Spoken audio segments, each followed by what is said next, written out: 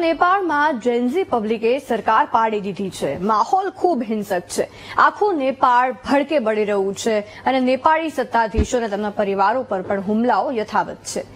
તેવામાં ઘણા ભારતીય અને એમાં પણ ઘણા ગુજરાતીઓ નેપાળના હિંસક માહોલમાં ફસાઈ ગયા છે, જેને લઈને ગુજરાતની દાદા સરકાર એક્શનમાં આવી છે। પણ જે ફસાયા છે તેમના પરિવારોમાં ચિંતાનું મોજું ફરી વળ્યું છે।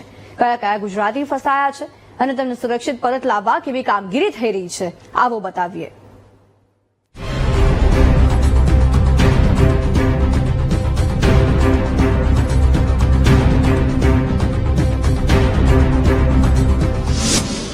જેનઝીનો બળવો, ભડકે બળ્યું નેપાળ। નેપાળ સરકાર વર્સિસ જેનઝીમાં ભરાયા ભારતીયો। ગુજરાતીઓ નેપાળના હિંસક માહોલમાં ફસાયા અને અહીંયા દાદા સરકાર આવી ગઈ એક્શન મોડમાં। ભડકે બળી રહ્યું છે નેપાળ। પ્રદર્શનકારીઓની આક્રમકતા સરકાર પાડ્યા પછી પણ ઘટી નથી।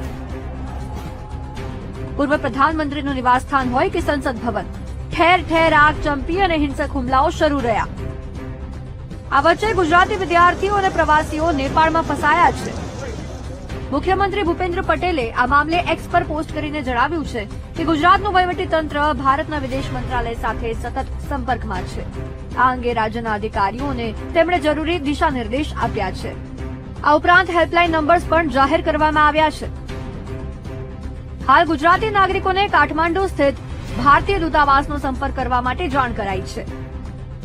નેપાળની રાજકીય અરાજકતા અને હિંસક સ્થિતિ વચ્ચે કેટલા ગુજરાતીઓ ફસાયા છે તેની સરકાર દ્વારા અધિકૃત જાણકારી આપવામાં આવી નથી। આ મામલે રાજ્ય સરકારના પ્રવક્તા મંત્રી ઋષિકેશ પટેલે સરકારની કામગીરી પર અપડેટ આપી હતી।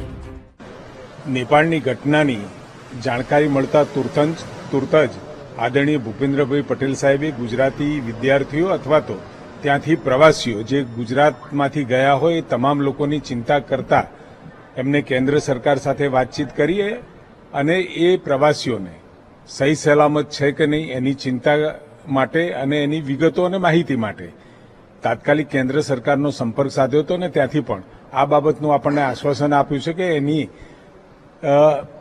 ચિંતા અને ખાતરી કરવા માટે કેન્દ્ર સરકારે પૂરતા પગલાં અને ત્યાંની જે અત્યારે હયાત વ્યવસ્થાઓ છે વ્યવસ્થાઓમાં એ લોકોને કોઈ પણ પ્રકારની હાનિ ન પહોંચે એ પ્રકારની ચિંતા કરી અને વ્યવસ્થાઓ કરી છે।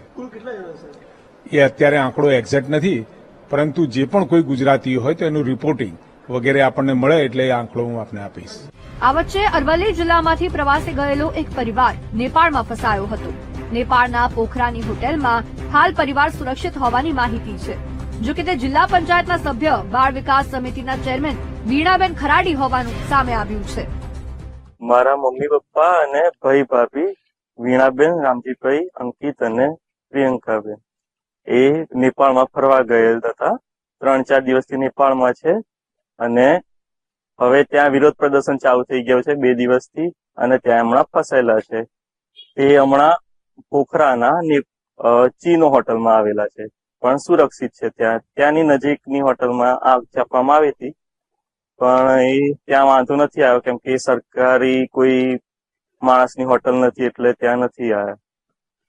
બસ ત્યાં સુરક્ષિત છે અને તે અહીંયાના અરવલ્લી, ગાંધીનગર અને દિલ્હીની સરકાર એમને કોન્ટેક્ટ કરી રહી છે સતત। ભાવનગર અને સિહોરના પણ કેટલાક લોકો નેપાળ ફરવા ગયા હતા અને ફસાયાનું સામે આવી રહ્યું છે, જે અંગે ભાવનગર પશ્ચિમના ધારાસભ્ય જીતુ વાઘાણીએ મીડિયાને માહિતીગાર કર્યા હતા। અમારા જ 2-3 સજ્જનો પરિચિતો જે અમદાવાદના પણ હતા, ગઈકાલ રાત્રે માનનીય મુખ્યમંત્રી ભૂપેન્દ્રભાઈ સાથે મારા વાત થઈ। ભાવનગરના અશોકભાઈ લીંબાણી અને સિહોરના પણ એક ભાઈ એ ત્યાં ફસાણા હતા। અમદાવાદના લોકોને એક હોટલમાંથી શિફ્ટ કરી દીધા, એનો પણ મને ફોન આવ્યો અને જ્યાં સેફ છે ત્યાં પણ ત્યાંની આર્મી ભારત સરકારના કહેવાથી પહોંચી ગઈ છે। આપના પણ ધ્યાનમાં હશે। એટલે ભારત સરકાર અને માનનીય મુખ્યમંત્રી શ્રી ભૂપેન્દ્રભાઈ એ રાજ્યના અને દેશના આપણા નાગરિકો પરત આવે અને એને કોઈ જાનહાનિ ન થાય એના માટે સતત ચિંતા કરે છે। વીટીવી ન્યૂઝને માહિતી મળી કે અમદાવાદના વસ્ત્રાલની આકૃતિ સોસાયટીમાં રહેતા કેટલાક લોકો નેપાળ ફરવા ગયા હતા। 3 અલગ અલગ પરિવારના 9 લોકો ફરવા ગયા હતા। જો કે અચાનક પરિસ્થિતિ વિકટ બની જતા તમામ ગુજરાતીઓ ત્યાં ફસાઈ ગયા છે, જેને લઈને સોસાયટીમાં પણ ચિંતાનો માહોલ છે. અમારી સોસાયટીમાંથી 6 લોકો ગયા છે. ટોટલ આખી ટૂરમાં 37 લોકો છે. પહેલી તારીખે નીકળ્યા હતા અહીંથી નેપાળ જવા માટે, અને અત્યારે પરિસ્થિતિ સારી છે એવું હાલ વાત થઈ છે. ત્યાં તમારે એમની સાથે વાત થઈ, તેની સ્થિતિ કેવી છે, કેવું કર્યા છે, અને ખાસ તો ચિંતા અત્યારે તમને લોકોને કેવી? એટલે 2 દિવસ પહેલા તો પેલું નેટ ને એવું બધું બંધ કરાવી દીધું હતું ત્યાં, એટલે 2 દિવસ તો કોઈ વાત નથી થઈ. પછી એ લોકો ત્યાં પોરખા આવ્યા, પછી એ લોકોએ મેસેજ મોકલાયો હતો કે અત્યારે થોડી શાંતિ છે એમ, પણ કે હોટલમાં લોક મારીને અંદર બેઠા છીએ અમે એમ, કે બહાર અમે કોઈ નાવા નહીં દેતા બહારથી અને કોઈ જવાય નહીં દેતા, એટલે ત્યાં બે બનાવી અને જમીન રહે છે એમ. પણ ત્યારે એ લોકો આજ સવારે 5:30 વાગે નીકળ્યા ત્યારે પરિસ્થિતિ થોડી બગડી ગઈ હતી. લોકો હોટલો સળગાઈ રહ્યા હતા એવું કહેતા હતા, એમને ચિંતા હતી. રાજ્ય અને કેન્દ્ર સરકાર દ્વારા પૂરતા પ્રયાસ કરવામાં આવી રહ્યા છે. જે પણ ભારતીયો ત્યાં ફસાયા છે તેમને સુરક્ષિત રીતે પરત લાવવામાં આવે તેના માટે.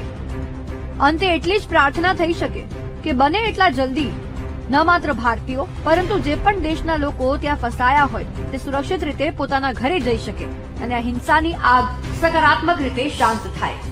Bureau report, BTV news.